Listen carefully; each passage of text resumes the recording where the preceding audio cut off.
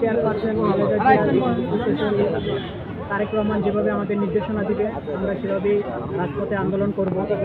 আমাদের ঢাকা মহানগরের ছাত্রদলের সোনালী সফল ছাত্রদল নেতা, সাবেক ছাত্র নেতা, বর্তমান ঢাকা মহানগর দক্ষিণ যুব দলের সদস্য সচিব নয়ন ভাইয়ের কথার উপরে শ্রদ্ধা রেখেই বলছি। ভাইয়া বলছে আমাদের দেখেন, কিন্তু ভাই আমরা তো বিগত দিনে যে আন্দোলনগুলা করছি আমাদের কেন্দ্রিক ছিল খন্দকার এনাম ভাই, ঢাকা মহানগর দক্ষিণ যুব দলের আহ্বায়ক ছিলেন। তো নয়ন ভাই আমাদের কমই পাইছে, এনাম ভাই আমাদের বেশি পেয়েছে। তো এই জন্য ওই ক্ষোভ থেকে আমাদের বলছে যে আমরা উনি দেখে নাই বা পায় নাই, কিন্তু আমরা তার চোখে অবশ্যই পড়তে পারি না, হয়তো আমরা ব্যর্থ। এই কারণে সামনে হয়তো আমাদের কর্মী সমাজগুলো আরো বেগমান করব। এটা সোচ্চার থাকতে হবে।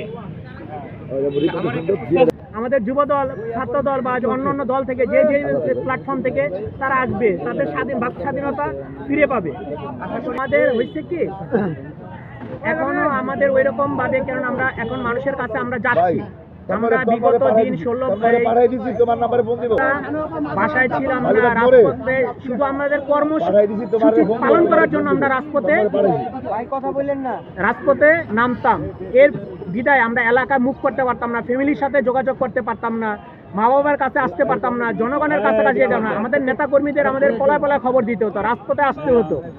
সে দিক থেকে আমরা এখন সবার কাছে আমাদের যেতে হবে, নতুন করে আমাদের তাদের কাছে নিতে হবে। কারণ আমরা অনেক পিছনে গ্যাপে হয়ে গেছে আমাদের, যারা আমাদের দলে সম্পৃক্ত ছিল তারাই, কিন্তু অনেকে দল থেকে অনেক সময় বলতে পারে নাই।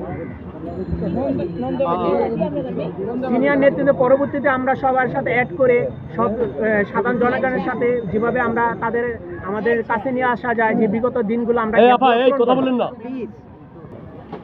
বিগত দিনে চাঁদাবাজি, দখলদারি, লুটপাট এগুলোই অভ্যস্ত হয়ে গেছিল। একটা ছেলে সে রাস্তায় বেরোলে ছিনতাই, মেয়েদের ইপটিজিং, ঢালাবাবু দোকান থেকে চাঁদা দিতে হবে, দিবেন না কেন, এভাবে চলছে। এখান থেকে ব্যবসা বাণিজ্য বন্ধ করে দিচ্ছে, দোকানপাট বন্ধ করে দিচ্ছে, চাঁদা দিতে হয়েছে। একটা রিক্সা চালাইলো, যেমন এই যে আপনারা যেটা নিয়ে কথা বলতেছেন অটো রিক্সা, সেখান থেকে তারা নিয়মিত চাঁদা নিত। সেই জিনিসগুলো এখন বন্ধ করতে হবে। ওই জিনিসগুলো বন্ধ করে আমাদের যুব সমাজকে সেগুলো দেখাতে হবে এগুলো খারাপ দিক, ওগুলো আমাদের ফিরে আনতে হবে। এক নেশাগুলো আমাদের, যেটা পাড়ায় মহল্লায় আওয়ামী লীগ সন্ত্রাসীরা মাদকের আকড়া বেনে ফেলছিল, সেগুলো আমাদের বন্ধ করতে হবে। এগুলো বন্ধ না হলে আমাদের যুব সমাজ, আমাদের ছেলেরা, আমাদের ছোট ভাইরা ধীরে ধীরে নষ্ট হয়ে যাইতেছিল।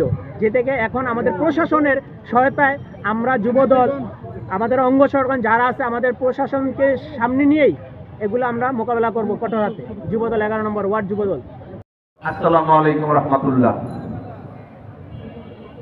বাংলাদেশের মহান স্বাধীনতার ঘোষক শহীদ প্রেসিডেন্ট জিয়াউর রহমান এবং বাংলাদেশের মহান মুক্তিযুদ্ধে রণাঙ্গনে বীরত্ব খেতাবপ্রাপ্ত বীর মুক্তিযোদ্ধা, বহুদলীয় গণতন্ত্রের প্রবক্তা, আধুনিক বাংলাদেশ গড়ার রূপকার বিএনপির প্রতিষ্ঠাতা শহীদ প্রেসিডেন্ট জিয়াউর রহমান এবং বাংলাদেশের সবচেয়ে জনপ্রিয় দেশনেত্রী, তিনবারের সাবেক সফল প্রথম নারী প্রধানমন্ত্রী দেশনেত্রী বেগম খালেদা জিয়া, তাদেরই যোগ্য উত্তরসূরি বিএনপির ভারপ্রাপ্ত চেয়ারম্যান, যুবদলের অহংকার জনাব তারেক রহমান আপনাদের কাছে পাঠিয়েছেন ঢাকা মহানগর দক্ষিণ যুবদলকে আপনাদের খোঁজ খবর নেওয়ার জন্য এবং কিছু উপদেশ দেওয়ার জন্য।